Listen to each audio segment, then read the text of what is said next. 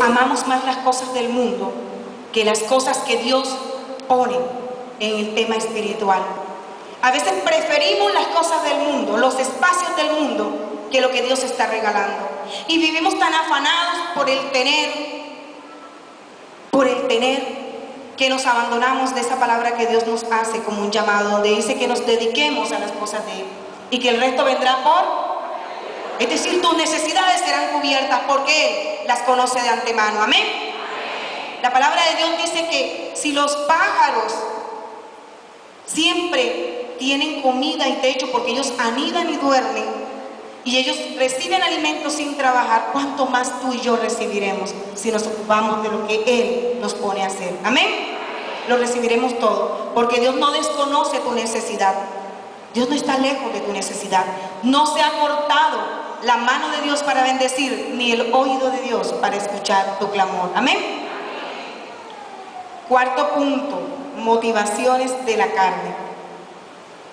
A ver, ¿quién me cuenta sobre las motivaciones de la carne?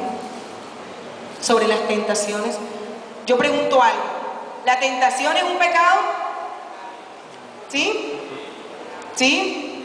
¿Es un pecado la tentación?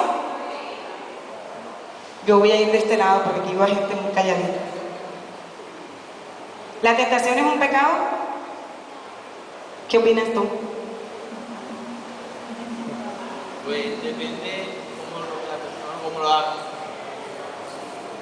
No sé, pues, de pronto, es que muchas veces de pronto nos dejamos llevar por el pecado, porque creo que el pecado es sabroso para quien de pronto en el momento lo está cometiendo. Entonces, es un pecado, sí. La tentación él la ve como un pecado. ¿Alguien más? ¿Alguien opina distinto que él? ¿Alguien aquí opina diferente que este joven y que lo que han dicho los demás hermanos? ¿Quién quiere decir? Marlita. Uy, qué bien. ¿Los dos? Bueno, aquí nosotros decimos que la tentación no es un pecado. Ah, sí, claro, es un consenso.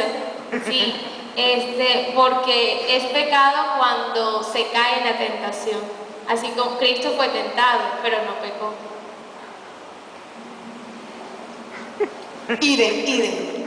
Efectivamente, la tentación no es un pecado en sí. El enemigo te muestra y te invita, te tienta, como dice la palabra, a hacer una acción, a pensar, a vivir de determinada manera, ¿verdad? Pero ¿saben cuándo es pecado? Cuando tú consientes la tentación. Cuando tú consientes esa tentación que llega a tu mente, porque la tentación llega por un pensamiento a tu mente, por una imagen que ves o por una imagen que recreas en tu mente. Cuando tú la consientes, entonces sí se convierte en pecado. Les voy a dar un ejemplo. Me van a perdonar los caballeros, pero voy a utilizar ese ejemplo que es tan, mejor dicho, tomadito especialmente. Los caballeros están sentados en una esquina, allí tomándose una botellita de agua, porque aquí nadie toma trago, me imagino, ¿no? Una botellita de agua viendo un partido de fútbol. Y resulta que pasa una chica con un cuerpo espectacular, con una super mini, que parece un cinturón, una super blusa miniatura también, y empieza a moverse, mejor dicho, por toda esa cancha. Los chicos hacen, ¡wow! Y se quedan aquí. Habrán unos que miran, uy, aquí vi un rostro, y empiezan a mirar y siguen y empiezan a recrear y alimentar lo que están viendo, esa imagen. Y enseguida, inmediatamente en su corazón llegan deseos de poseer a la persona o de seguir imaginando cosas con esa persona. Ya allí, mis hermanos, pecado. La chica pasó y de pronto tus ojos se pudieron posar porque pasó frente a ti y no lo pudiste evitar, ¿cierto? Pero cuando eso entra a tu corazón y lo consientes, porque primero pasó por la mente y luego bajó al corazón y lo consientes, allí sí es pecado. El ejemplo que ponía la hermanita, Jesús fue tentado, y tentado muchas veces, y con muchas cosas, con el poder, con el alimento, es decir, con el oro y con toda cuanta cosa se le ocurrió al enemigo.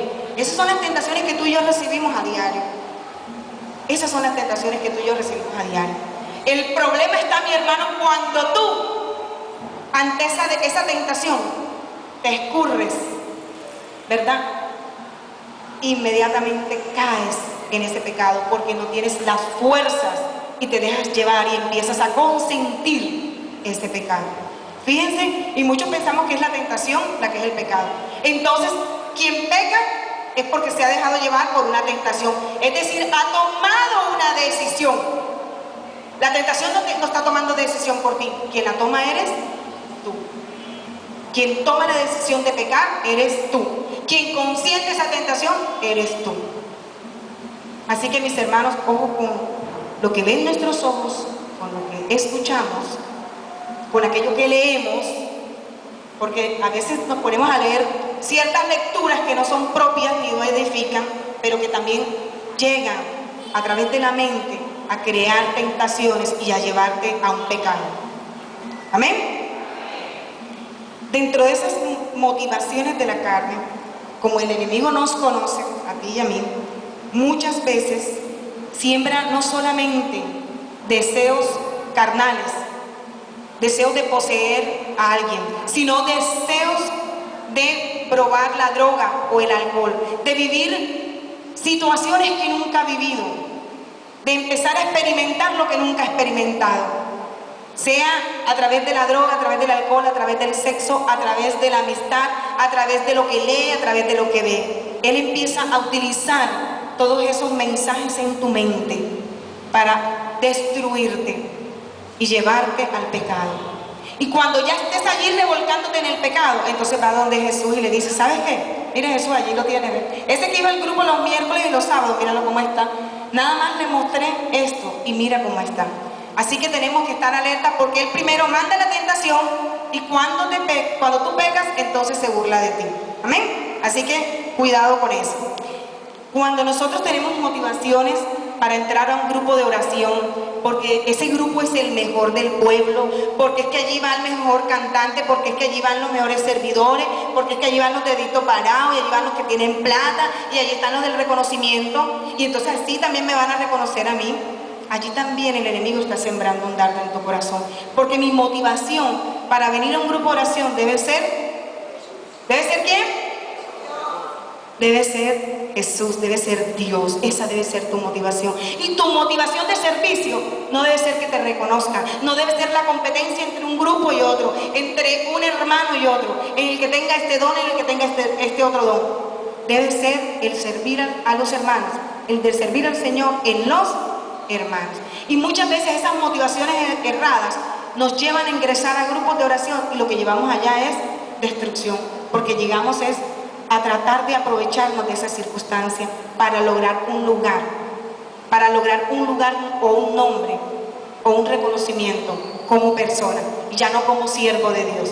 Así que también allí, en medio de esas circunstancias, pueden nacer la envidia en el corazón porque quiero tener lo que el otro tiene, porque quiero tener el don que el hermano tiene, porque entonces me encuentro allí con un grupo de oración donde ya quizás encuentro hermanos crecidos, entonces lo oigo hablar en lenguas, es que yo también quiero hablar en lenguas. Listo, queremos anhelar, debemos anhelar los dones, pero anhelarlos santamente y sanamente, no con el deseo de ser mejor que el hermano, porque lo que es el celo, lo que es la envidia en los grupos de oración por los dones es un dardo del enemigo. Amén. Vamos a irnos a un texto en 1 Samuel 16:7. Alguien que tenga Biblia, que por favor me ayude para proclamar este versículo.